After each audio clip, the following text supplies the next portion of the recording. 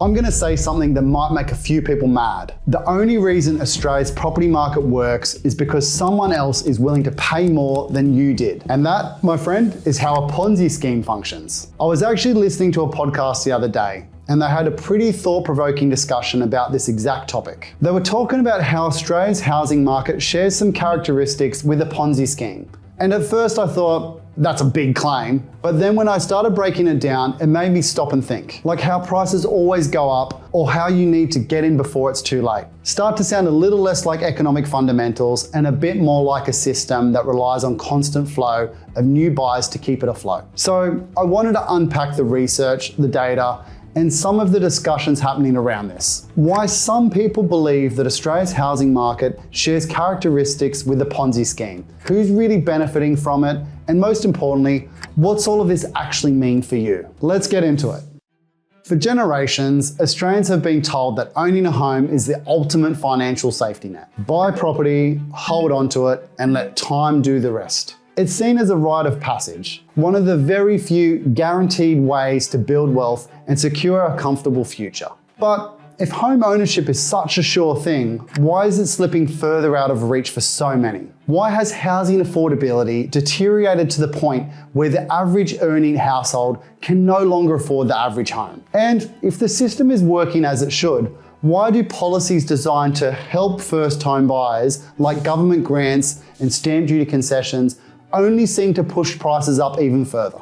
The research suggests that Australia's housing crisis isn't just about supply and demand. It's a result of a system carefully engineered to benefit those who already own property while making it increasingly difficult for new buyers to enter. With property prices at record highs, it's a tough time to get a foot in the housing market. I wouldn't want to be trying to buy my first home in this market. Interest rates are very, very powerful. And so as interest rates come down, it makes an enormous difference to young people. Inflation pressures remain and cost of living pressures are still very real for many Australians. Government tax incentives, loose lending policies, and media-fueled hype have turned property from a basic necessity into a high-stakes investment game. Since 2000, Australia's property prices have increased by over 300%, far outpricing wage growth. In Sydney, the median house price has now surpassed 1.4 million, meaning an average income earner would need to spend over 14 times their annual salary to afford a home. It's no wonder home ownership rates among younger Australians have plummeted. In 1981, 67% of 25 to 35-year-olds owned a home. Today, that number dropped to 40%. Instead of owning, more people are being forced into the rental market, where rents have also surged, increasing by over 20% in the past 2 years alone. And yet, despite the growing crisis, the property market keeps on marching on. Prices keep climbing, banks keep lending,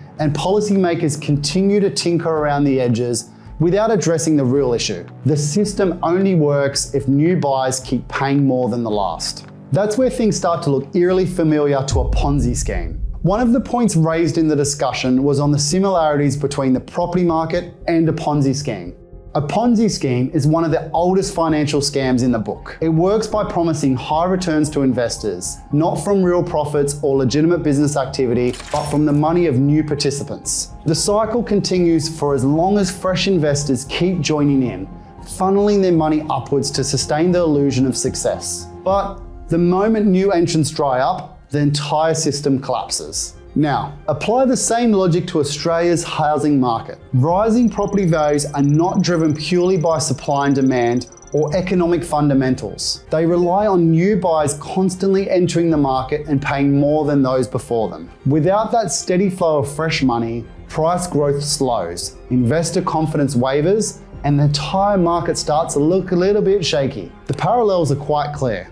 First, the market promises high returns with minimal risk. Ask almost any Australian and they'll tell you that property is a sure thing. It's the one investment that always goes up. But history tells us that's not true. Just ask those who bought in the peak of the previous housing bubbles. Second of all, it relies on a continuous stream of new buyers. First home buyers, upgraders, and investors are the lifeblood of the system, injecting in more money to sustain price growth. The moment they cannot or will not participate, the momentum will slow. Third, early entrants reap the biggest rewards. Homeowners who bought decades ago have seen enormous gains, with capital growth of over 300% in the last 25 years. But for younger Australians trying to enter today, the bar keeps getting higher, requiring larger deposits and riskier levels of debt. And fourth, debt fuels the cycle. Just like Ponzi schemes that use new investor money to pay off earlier participants, Australia's housing market is built on a mountain of mortgage debt, now sitting at nearly $3 trillion. Cheap credit and historically low interest rates have kept the game going,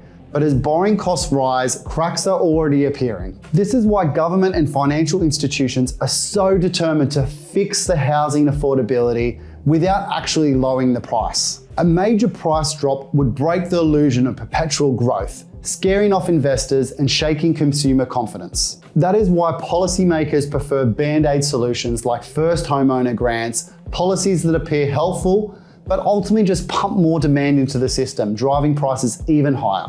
Another interesting point came up. Who controls the narrative? If you turn on the news, scroll through real estate websites, or flick through a newspaper, you'll see the same narrative repeated over and over. Property prices are rising, auctions are booming, and if you don't buy now, you're gonna miss out. But what often goes unmentioned is who owns these platforms. Realestate.com.au is controlled by News Corp. Domain is owned by Nine Entertainment.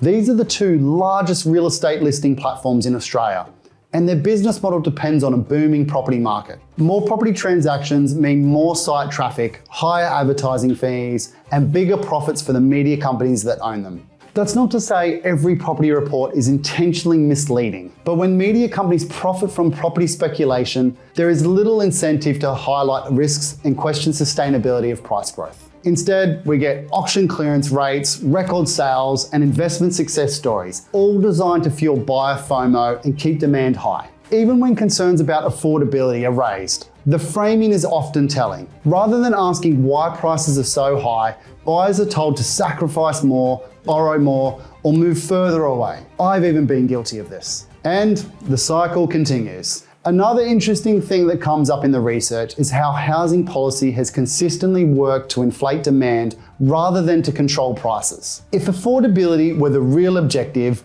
we would expect to see policies aimed at bringing prices down. But when you look at the data, that's not what's happened. Instead, government interventions have generally worked to prop up demand and keep values rising. One of the biggest factors is capital gains tax discounts and negative gearing, both of which have made property one of the most attractive investment vehicles in Australia. These tax breaks were introduced under the guise of improving housing supply, but the research suggests they've had the opposite effect, encouraging more investment-driven buying, increasing competition for existing properties, and making it even harder for first home buyers to get into the market. At the same time, government planning policies have created more constraints. Australia is in the grips of a well-documented housing crisis as home prices continue to climb with demand still outstripping supply. Successive governments have pointed to supply shortages as the key issue, but the way the supply is being managed has played a big role in the problem. For example, restrictive zoning laws and slow planning approvals have limited the ability to build new housing at scale. Despite these structural issues, research suggests that the government's approach has consistently prioritised market stability over affordability. Policies that actually bring prices down, such as tax reforms and major housing developments, are rarely pursued because of the potential impact on existing homeowners and investors. At every level, the system favours those who already own property. But what happens if first home buyers stop playing the game? What happens if affordability reaches a point where younger generations start to walk away from home ownership? If that happens, economic models suggest the entire system could start to shift. A housing market reliant on continuous price growth needs a steady stream of new buyers. When that stream slows, demand weakens. And when demand weakens, price growth slows. And if prices stop rising, the entire premise of property as a guaranteed wealth generator is called into question. We're already seeing early signs of this shift in the data. First home buyer activity has declined, and mortgage stress levels are rising as interest rates and the cost of living pressures increase. And this is where some of the analysts have pointed out that the cracks in the Australian housing system resemble what happens when financial models reliant on constant growth start to weaken. The system still functions for now. But the real question is, how long can it continue before something gives? Here's my take. Even if the property market does share similarities with the Ponzi scheme, the reality is that the system isn't going anywhere. The government has every reason to keep prices rising, and demand for housing will always exist because they are not making any more land. Sometimes the safest thing to do is invest in the system, because at the end of the day, the people who own property are the ones who will win out. With inflation and long-term market trends, sitting on the sidelines could mean missing out. So, do I think Australia's property market is a Ponzi scheme? Not in the strictest sense, but in a system where those who own continue to benefit, the question is, do you really want to be on the outside looking in?